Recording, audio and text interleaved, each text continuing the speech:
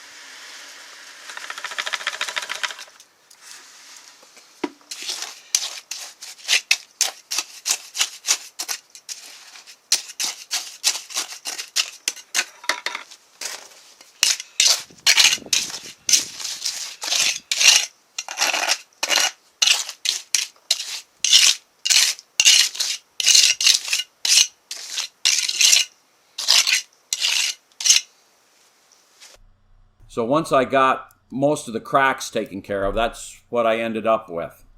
So I took a piece of the PVC decking, it's 1 inch thick, and I took a piece of 3/4 pine, set it down, and put that piece of the decking, I got it cut and scribed in there just to get an idea of how it was going to look and height-wise and everything. So the next thing to do was get out that roll of the 6 mil plastic that I had saved from years ago for the floating concrete floor and laid that down. You don't have to be too careful with it, just as long as it covers everything. Then I took PVC trim, 1.5 inch wide, 3/4 of an inch thick. They were 16 foot long. Right in the Home Depot parking lot, I set up a cut station and I cut them to 8 foot, laid them out, because those are going to be my nailers. They are not going to be attached to the concrete under the plastic. And of course, with all of my projects, I lay down coins for the next person when they tear up whatever I put down. So there's my 2022 penny, dime, and the new ugly quarter. So here I am cutting the plastic, and then after the plastic's cut, propane tanks are setting off to the side, and that's our grill building. So then I just took some spare trim and I blocked it off so that nothing would crawl under.